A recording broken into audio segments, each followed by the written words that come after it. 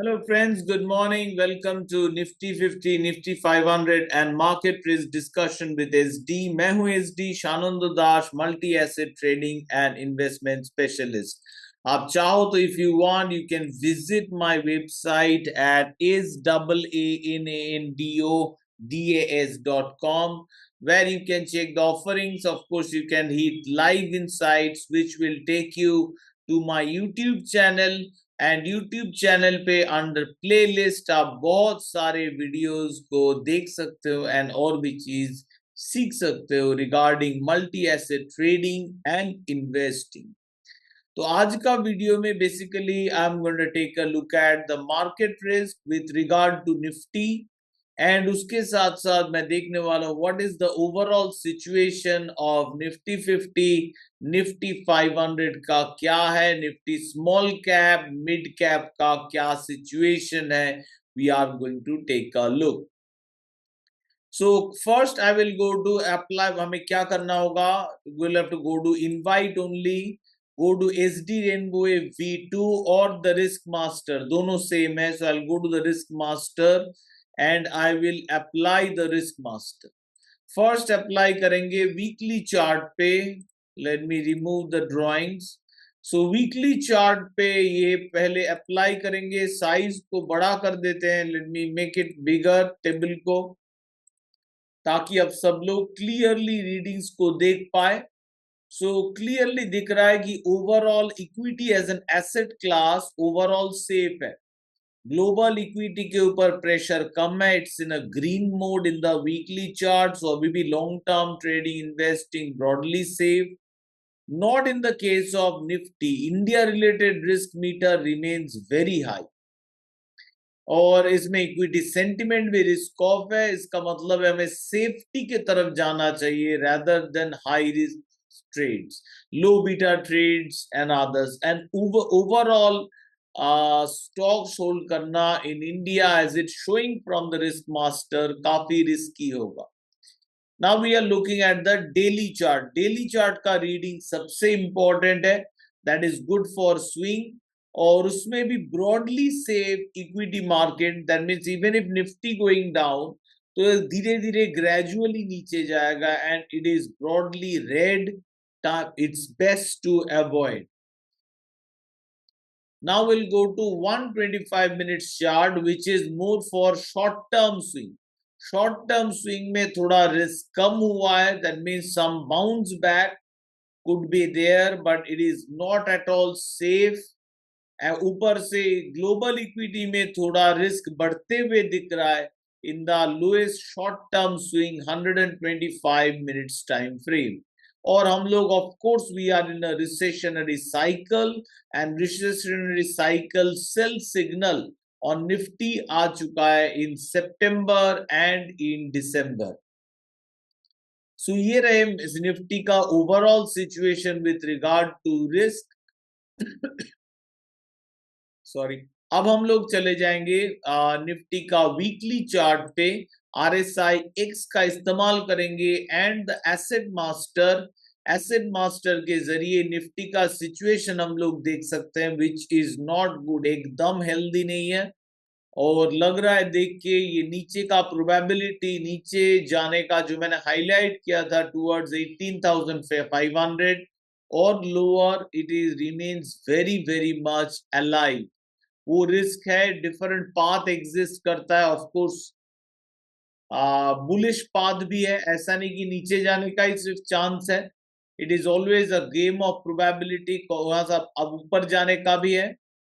यहाँ से आपका ये जो लेवल्स है फ्लैट लाइन, इसको लेके it can go for consolidation. ये level then break down.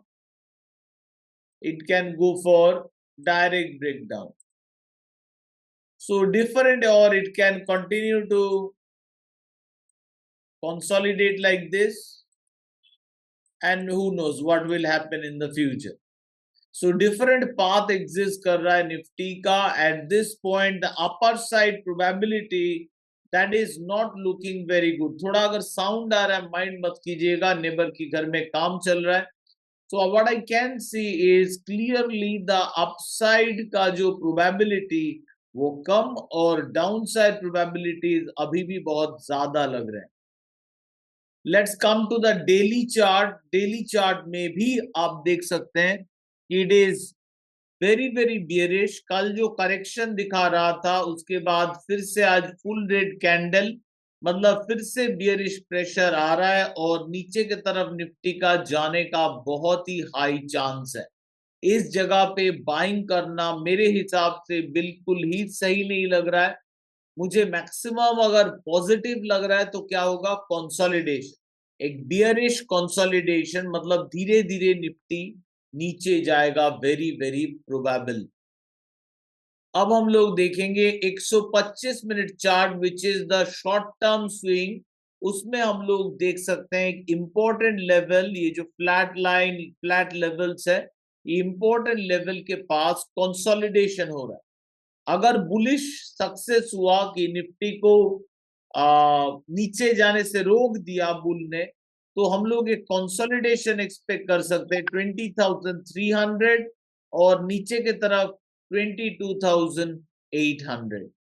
Daily chart के हिसाब से मुझे लग रहा है आइदर ये बियरिश और कंसोलिडेशन लग रहा है till the time at least towards March April, and after that अगर मार्च अप्रैल तक ये कंसोलिडेट करना चालू कर दिया, देन एक विंडो विल ओपन अप, तब जाके ये रिस्क, मतलब नीचे का डाउन रिस्क और बढ़ जाएगा। Because if Nifty cannot go above this flat line, let me draw the flat line level, 23,700 by the time of June, Nifty would be in big trouble, क्योंकि तब जाके टाइम वाइज ब्रेकडाउन हो जाएगा long term trend का। So that will mean much bigger decline for Nifty. So Nifty को अगर recover करना है, विंडो बहुत छोटा है, it is within June, मतलब within a period of 3-4 months it has to recover, and at least recover by 1,000 to at least I'll say 24,500 के ऊपर to continue its upward journey। नहीं तो ये नीचे का जो प्रोबेबिलिटीज है वो ज्यादा ओपन हो जाएंगे। अब मैं देखने वाला हूं निफ्टी 500 का chart which is the chart for the stocks, and उसमें भी क्लियरली दिख रहा है, देखिए नीचे की तरफ down side and full red candle से शो कर रहा है। सो अगर हम लोग सही टाइम पे अपने एसआईपी अपने म्यूचुअल फंड से नहीं निकलेंगे, ये हम लोग के लिए एक ट्रबल होगा। हम लोग जो राइट टाइम पे जो बुकिंग नहीं करेंगे तो paper money paper wealth disappear होगा, वो रियल वेल्थ में ट्रांसफर नहीं होगा unless booked at the right time.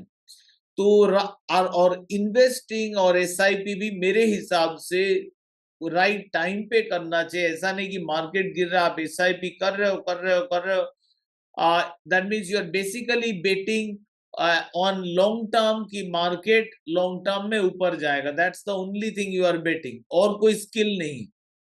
but when you put some more skill to the SIP, उसमें partial booking using the weekly chart, तब जाके आपका SIP का रिटर्न सिग्निफिकेंट एनहेंसमेंट होता है।